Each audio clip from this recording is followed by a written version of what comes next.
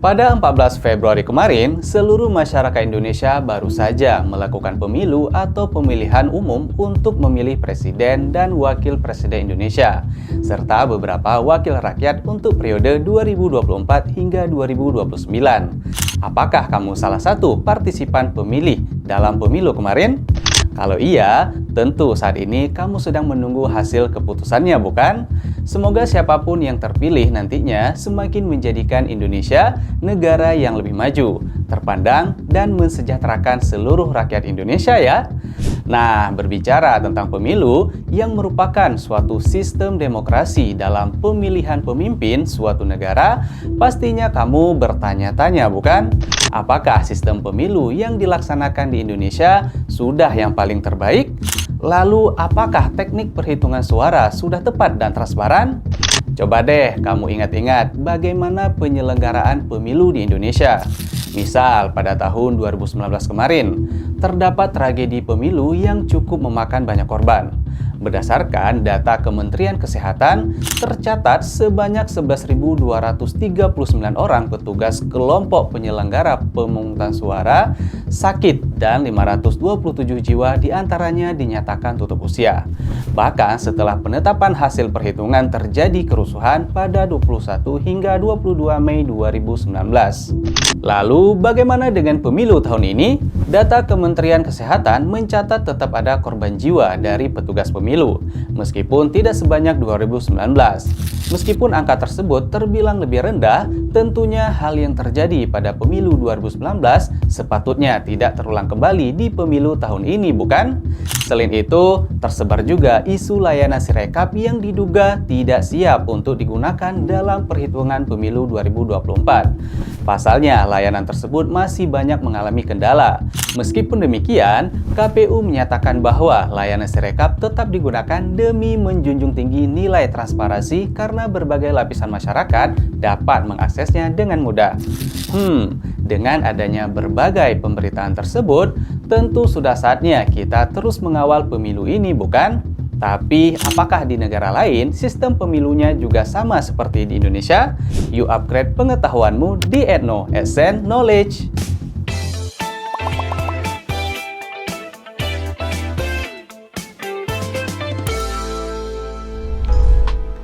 Membahas tentang pemilu di Indonesia, tentunya ini menjadi suatu hal yang menarik nih Sobat Esen. Sebelumnya, kamu harus tahu kalau proses pemilihan seorang pemimpin di setiap negara itu pasti berbeda-beda. Ada yang menganut sistem monarki, aristokrasi, oligarki, demokrasi, dan lain sebagainya. Sedangkan untuk Indonesia sendiri, seperti yang telah kita ketahui menggunakan sistem demokrasi. Sejak Indonesia merdeka dari tahun 1945 hingga saat ini, Indonesia telah mengalami 4 kali perkembangan demokrasi, dimulai dari demokrasi parlementer dari 1945 hingga 1959, demokrasi terpimpin dari 1959 hingga 1965, demokrasi Pancasila dari 1965 hingga 1998, dan yang terakhir adalah demokrasi reformasi yang dimulai dari tahun 1998 hingga sekarang. Tapi yang dimaksud dengan sistem demokrasi itu apa sih? Sistem demokrasi bisa dikatakan bahwa kekuasaan itu berada di tangan rakyat, sehingga memunculkan istilah demokrasi seperti dari rakyat, oleh rakyat, dan untuk rakyat. Pasti sudah tidak asing kan dengan istilah tersebut? Selain itu, demokrasi juga diartikan sebagai gagasan atau pandangan hidup yang mengutamakan persamaan hak dan kewajiban, serta perlakuan yang sama bagi semua warga negara. Demokrasi juga memiliki beberapa prinsip, seperti persamaan hak, kebebasan berpendapat, kebebasan berekspresi, kebebasan berserikat, dan kebebasan beragama. Makanya tidak heran kan jika demokrasi memang sudah menjadi suatu sistem yang mendominasi hampir di seluruh pemerintahan negara-negara di dunia, seperti Amerika Serikat, Argentina, Kolombia, Filipina, dan lain sebagainya. Karena sistem tersebut dianggap yang paling tepat, rahasia, jujur, dan adil. Berbicara mengenai pemilu di Indonesia, saat ini Indonesia menggunakan sistem pemilu proporsional terbuka, yang artinya pemilih dapat langsung memilih calon legislatif yang dikehendaki untuk dapat duduk menjadi anggota dewan. Singkatnya, sistem pemilu proporsional terbuka disebut sistem coblos caleg, bukan coblos partai politik. Terus, bagaimana dalam penentuan untuk calon presiden dan wakil presiden Indonesia? Sesuai dengan pasal 221 Undang-Undang Pemilu, pencalonan calon presiden dan wakil presiden tersebut dilakukan oleh partai politik atau koalisi partai politik yang berpartisipasi dalam pemilu. Selain itu, partai politik atau koalisi partai politik tersebut harus memenuhi persyaratan lain, yaitu setidaknya harus memiliki 20% dari jumlah kursi di DPR atau menerima minimal 25% dari suara sah secara nasional pada pemilu DPR sebelumnya. Fakta menarik lainnya tentang pemilu di Indonesia adalah pemilu yang selalu dilaksanakan pada hari Rabu sejak tahun 2009. Sobat Desen, tahu nggak alasannya kenapa? Berdasarkan penjelasan dari anggota Komisi Pemilihan Umum, Pramono Ubaid, alasan kenapa pemilu selalu dilaksanakan pada hari Rabu karena alasan teknis saja sih, supaya hari pemilu tidak berdekatan dengan hari libur, sehingga partisipasi masyarakat dalam memilih akan tinggi. Berbeda jika dilakukan pemilu pada hari libur seperti Sabtu Minggu, dikhawatirkan banyak warga yang lebih memilih meninggalkan tempat pemungutan suara dan melakukan perjalanan liburan.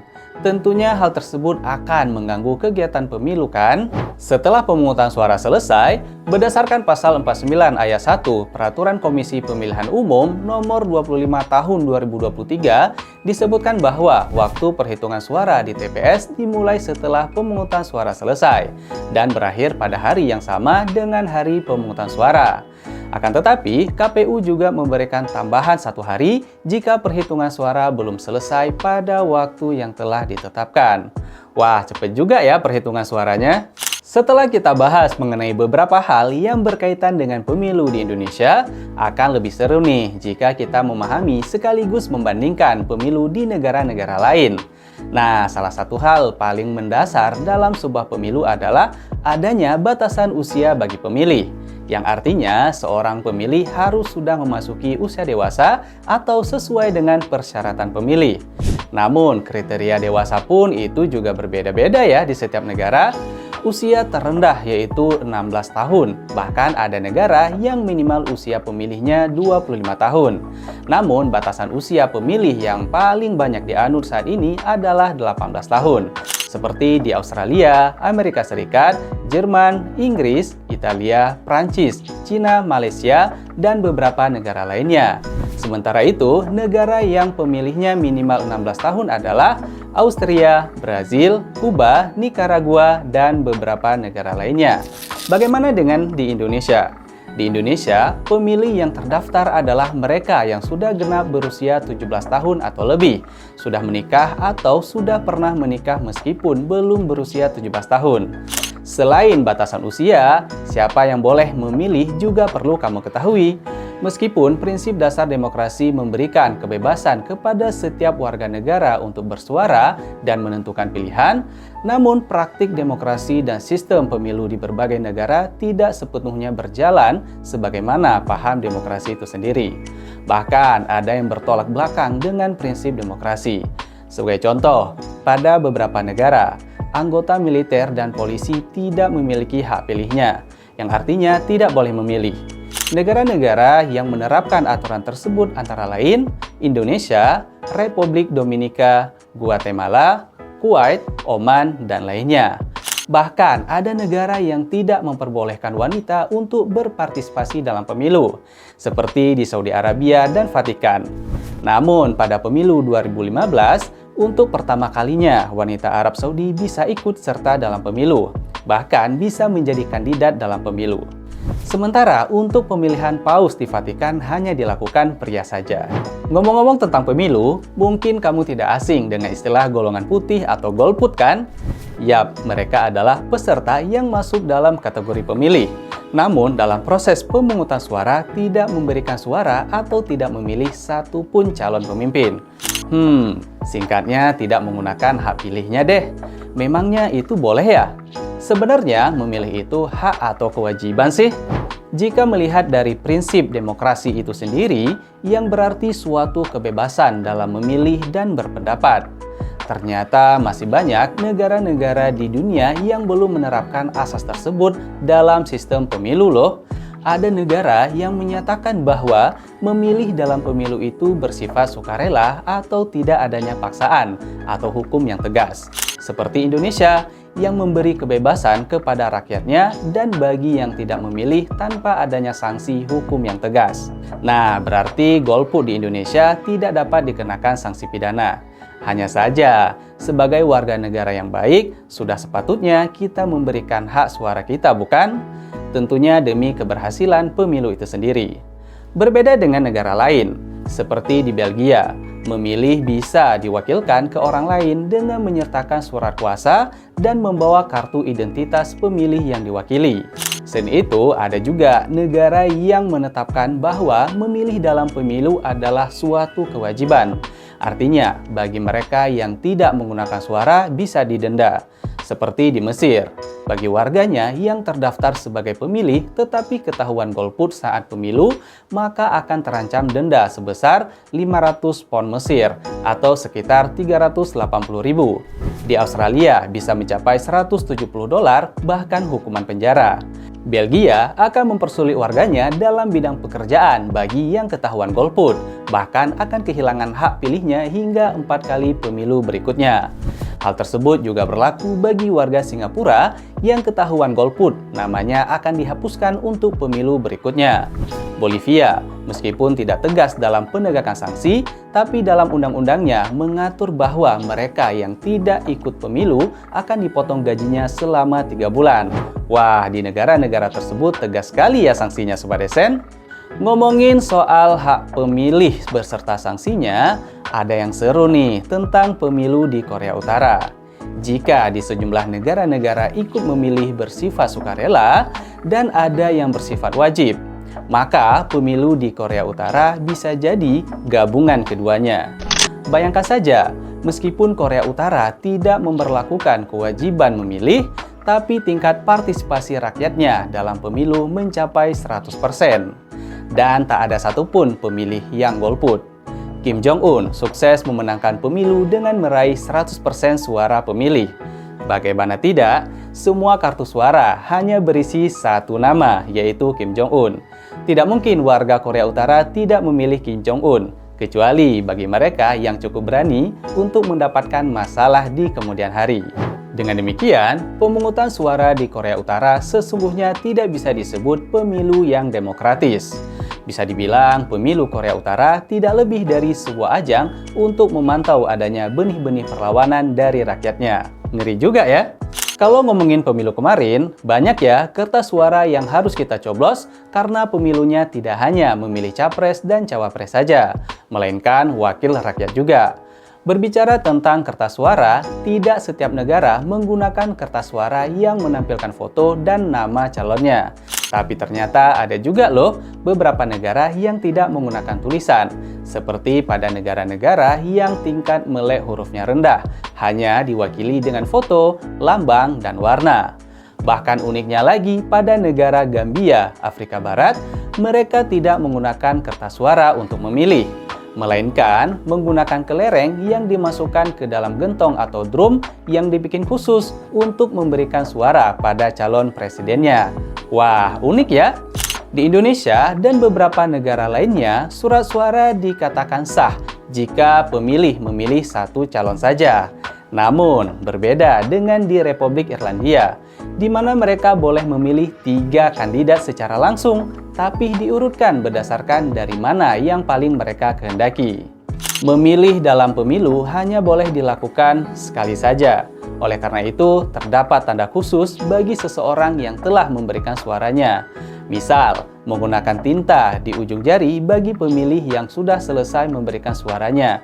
Namun, berbeda dengan Amerika Serikat yang setelah memilih, mereka mendapatkan stiker yang bertuliskan I vote yang ditempelkan pada pakaian mereka.